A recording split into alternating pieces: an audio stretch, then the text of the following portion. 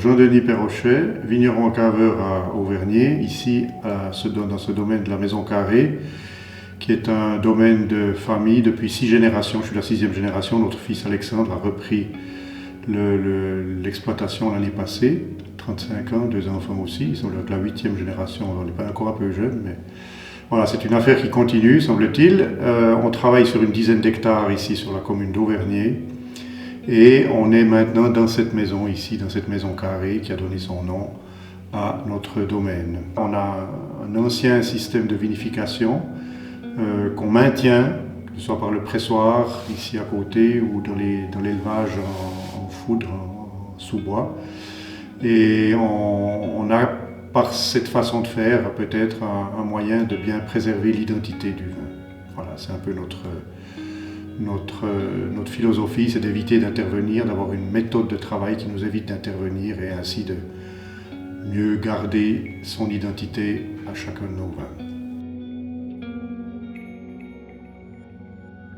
Alors c'est au fond un aboutissement, la biodynamie, c'est une réflexion qu'on conduit depuis toujours, à savoir faire le mieux possible pour nos vignes et nos vins par la suite.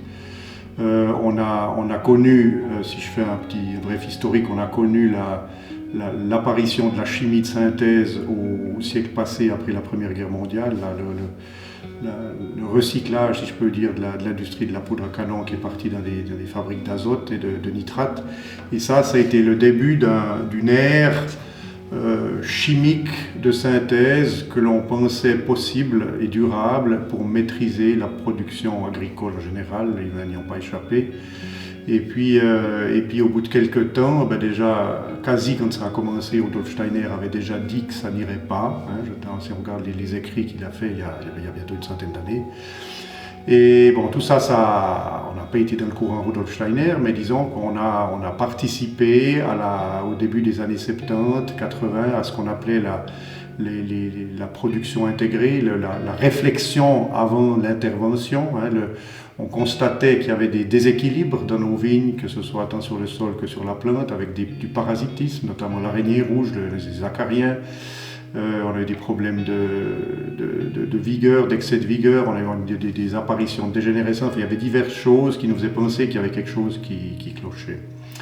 Et puis petit à petit, alors on n'a pas été les pionniers, mais c'était tout un mouvement général suisse et certainement aussi en dehors, qui a commencé à faire ce qu'on appelle la lutte ciblée avec un respect des seuils de tolérance. On respectait un petit peu les parasites, mais pas trop. Mais on traitait seulement quand ça devenait insupportable. Et puis, c'est ce qu'on appelait, après, c'est devenu justement la production intégrée. Et puis après ça, on a travaillé, moi je sais quand je commençais, il y a 40 ans à peu près, on était en plein là-dedans. On a travaillé pendant 20 ans comme ça, et après on s'est quand même aperçu, il y avait certaines personnes qui abandonnaient la chimie de synthèse, qui ont passé à la lutte biologique, ça m'a interpellé. Les résultats des années 80-90 n'étaient pas forcément très encourageants, les vins n'étaient pas extraordinaires, les vignes n'étaient pas toujours très belles. Donc on s'est dit, si c'est ça la culture biologique, je sais que moi-même je l'ai dit, si en tout cas ça on ne va pas faire, parce qu'on ne peut pas aller dans cette direction-là, on doit avoir des belles vignes, on doit avoir des beaux raisins pour faire des bons vins, et notre but c'est de faire du bon vin. Mais après avoir discuté avec des gens comme les pionniers de l'époque, qui sont venus assez rapidement dans des bons standards, si je peux dire, Marie-Thérèse Chapa, et puis en Bourgogne on avait la Romanée Conti, Aubert de Vilaine, et d'autres personnes qui m'ont quand même interpellé, Nicolas Joly. Et ces gens-là sont venus nous faire des conférences ici, une ou deux conférences au début des années 2000, et puis là ça m'a fait quand même réfléchir. On a suivi un cours sur les sols en France, chez un monsieur Bourguignon, qui est assez connu en France pour la chimie des sols. Et là, on a réalisé, on était plusieurs collègues d'ici autour, qu'il était très important de soigner le sol et les plantes. Ce qu'on faisait à l'extérieur du sol était très important pour la vie dans le sol. Et là, tout ça, voilà, les quelques-uns qui faisaient de la culture biologique, enfin, biodynamie, ces histoires de ce que le sol était fondamental, que ce qu'on faisait en dehors du sol était fondamental pour ce qui était dessous, ce qu'on faisait en surface était très important, il y avait l'interférence qui entre ce qu'on fait en surface du sol sur tout ce qui se passe en dessous. Et tout ça, ça nous a fait, enfin, ça nous a fait au niveau du domaine ici réfléchir. Et petit à petit, on a lu des bouquins, on s'est intéressé, on a commencé à faire un petit essai en 2003, 2004, 2005, là par là. On a vu que c'était pas si simple, parce qu'en 2003, c'était une année très facile, mais on ne le savait pas. Puis moi, je me suis dit, en 2003 aussi, c'est comme ça va vite aller. Et puis en 2004, alors c'était la grosse année humide, et là, on est plein de maladies partout. J'ai dit, pas si simple. Et puis après, petit à petit, on a progressé, on a suivi des cours et on a fait justement des petits pas. On a d'abord fait un hectare, on a fait un hectare, et puis après, on a commencé à apprivoiser un peu ces méthodes biodynamiques qui vont plus loin que la simple culture biologique qui est le renoncement des produits de synthèse. Et tout de suite, j'ai été interpellé par cette façon de voir un ensemble. Pas juste, si on veut bien, la culture biologique, c'est une culture, entre guillemets, traditionnelle dans laquelle on n'utilise aucun produit de synthèse. Ça, c'est la culture bio, le bourgeon, etc. Avec la biodynamie, on considère l'ensemble, l'environnement global de notre environnement de travail, la vigne, le sol, l'air, le soleil, enfin, les planètes aussi, le cosmos aussi, et on en tient compte dans la mesure du possible, les mouvements de la Lune.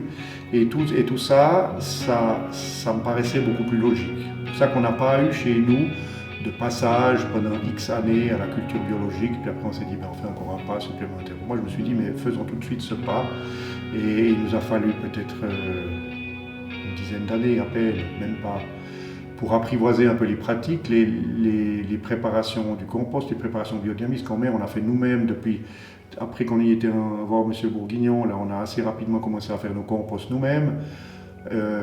On faisait tout faux au début, mais après on a appris à faire du compost. Ça nous paraissait compliqué de faire un compost, puis après on a vu que c'était pas si compliqué que ça. Alors après chaque année on a amélioré un petit peu au niveau de l'application des préparations biodynamiques que sont principalement la 500, la housse de corne et la 500 et le silice, la silice de corne. Ça aussi on avait du matériel qui était pas fait pour, mais on a appris à brasser, on a appris. Et après, on a pris du bon matériel, on a fait juste avec l'eau de pluie, on a fait juste avec le matériel de pulvérisation. Chaque année, on s'améliorait un petit peu. Et ça a été, ça a duré 4, 5, 6 ans. Et puis après, pour arriver en 2012, donc il y a à peu près une dizaine d'années, à cette certification en biodynamie. Mais c'est vraiment une approche qui s'est faite gentiment.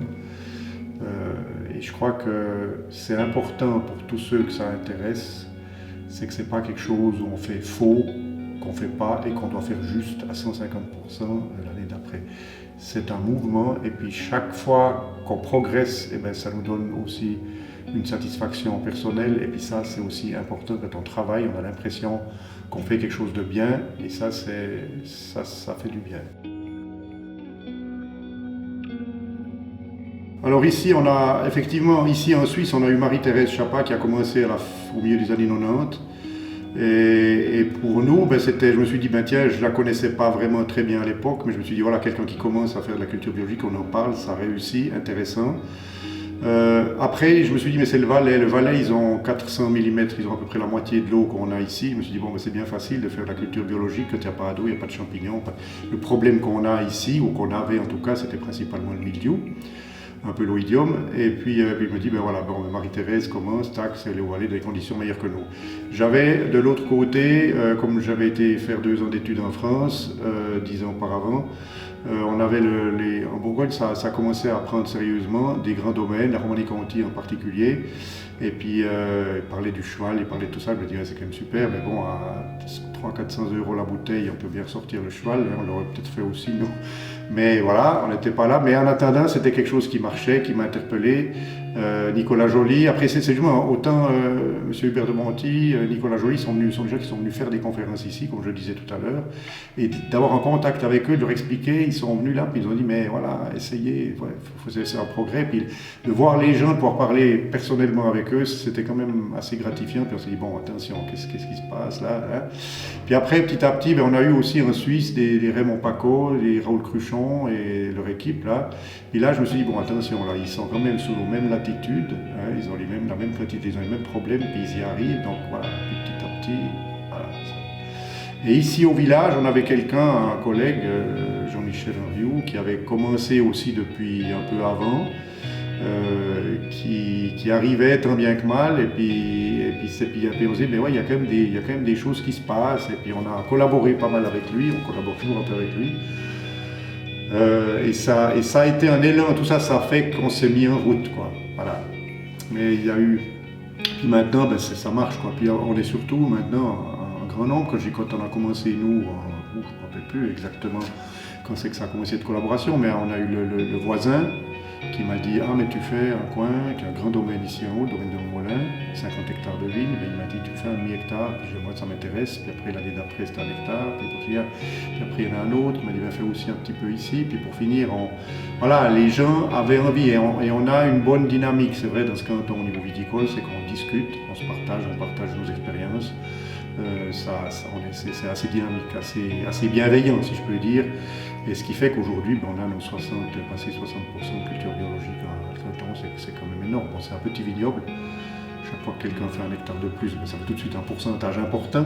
Mais en attendant, ces 2 tiers qu'on a tout doucement, c'est quand même remarquable dans l'espace de 10 ans.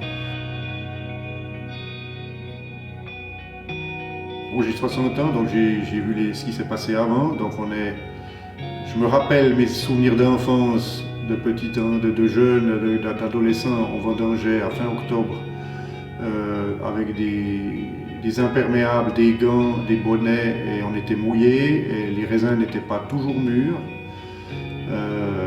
Voilà, parce qu'on attendait, tant qu'il y avait du soleil, on disait toujours, le raisin n'a jamais trop de soleil, on attend, ça lui fait du bien, puis tout d'un coup, quand l'hiver arrivait, ben, on se précipitait, puis on commençait toujours un peu tard, puis l'hiver nous tombait dessus quand on finissait de vendanger. Mais voilà, donc tout ça c'était jusqu'au début des années 80, puis après le réchauffement climatique s'est mis en route. Et depuis le milieu des années 80, on n'a plus jamais eu de raisins qui n'étaient pas mûrs.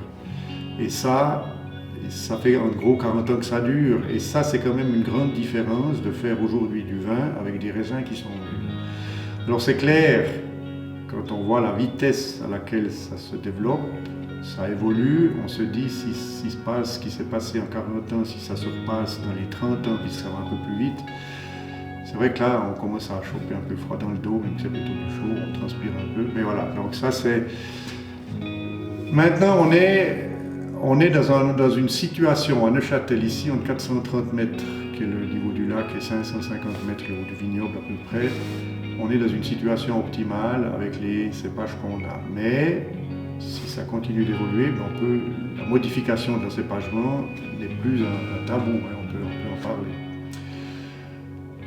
La biodynamie permet, à mon avis, déjà de temporiser un petit peu, ça ne va pas faire baisser la température. Mais par contre, le fait qu'on ait des sols qui fonctionnent peut-être mieux, on a un équilibre de végétation qui est peut-être meilleur et des vignes qui sont peut-être plus aptes à supporter un stress, qui soit hydrique, qui soit de température et un stress de maladie aussi.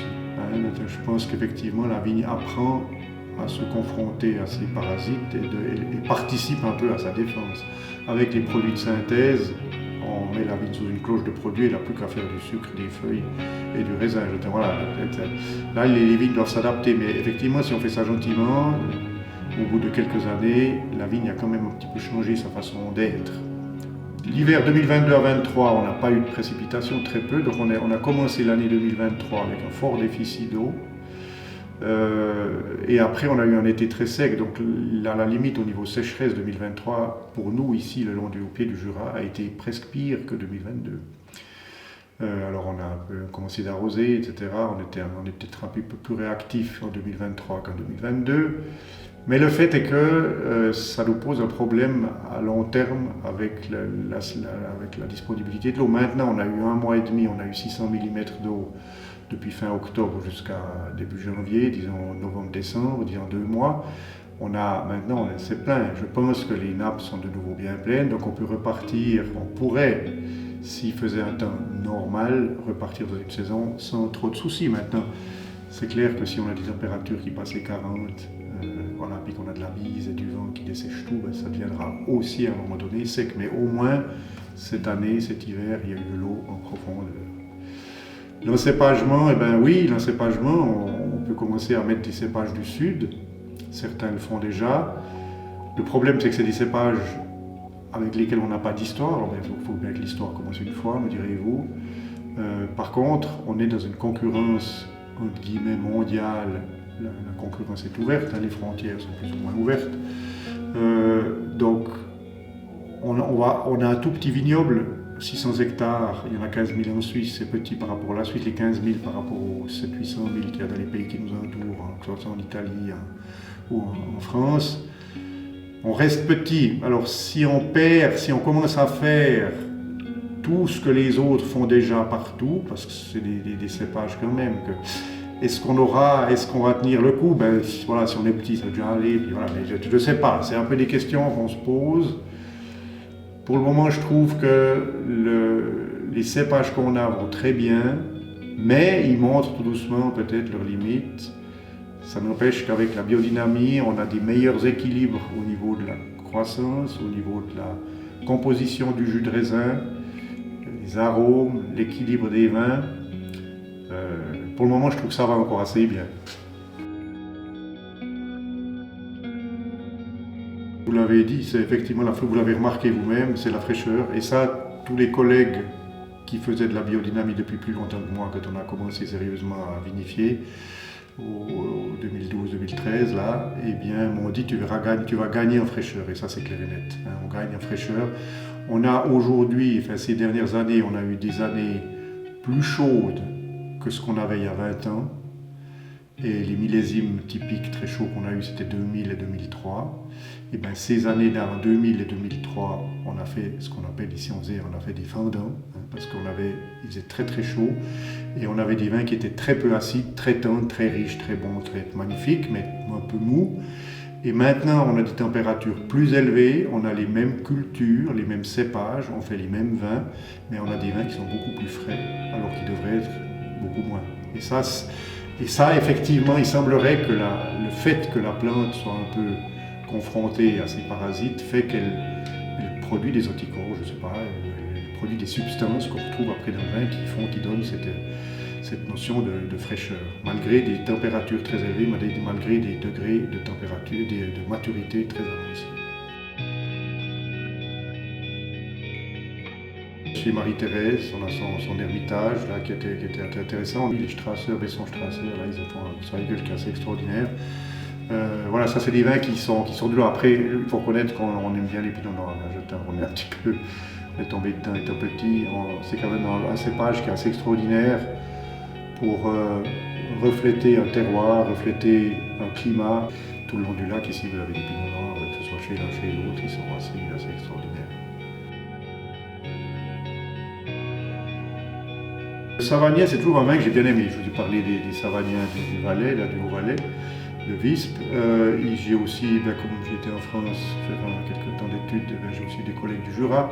Et puis on a goûté ces vins du Jura, alors qu'ils ont leur petite note oxydée, qui n'a rien à voir avec le cépage, mais le Savagnin m'a toujours bien plu.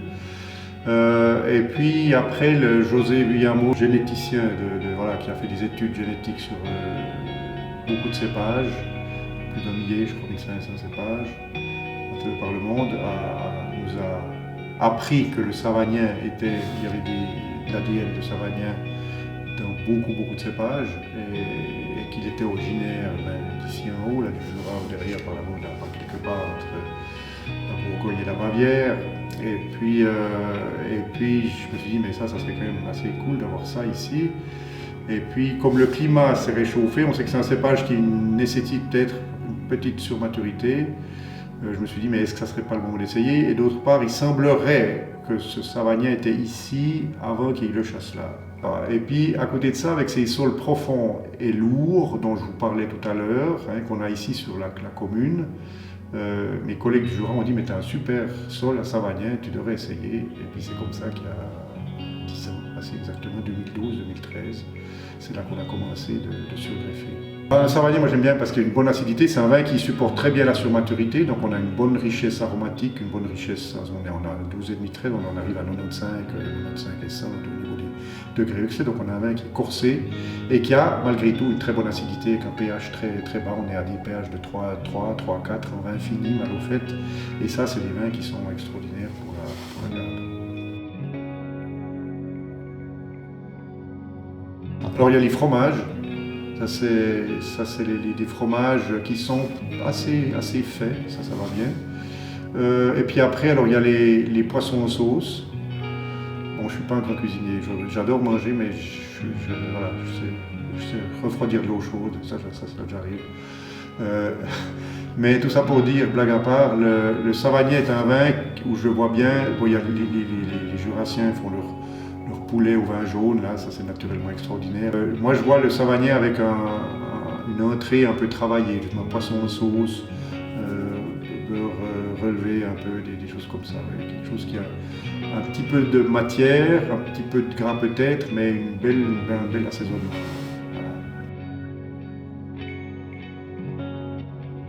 Voilà. Le contexte actuel social, agrico-social, si on peut dire, voir ce qui se passe sur les routes en France et ailleurs, c'est que c'est quasi le problème mondial. Hein. On voit que ça arrive en Pologne, on voit que ça arrive en Espagne, ça arrive, je ne sais plus, encore en Grèce aussi, je ne sais où. Effectivement, l'agriculture nous nourrit et effectivement, le problème, c'est que la nourriture est le seul point sur lequel on peut encore faire des économies. Disons que c'est un des seuls points, un des rapports. On ne peut plus faire sur les assurances, les loyers, l'électricité, l'essence, tout ça. Là.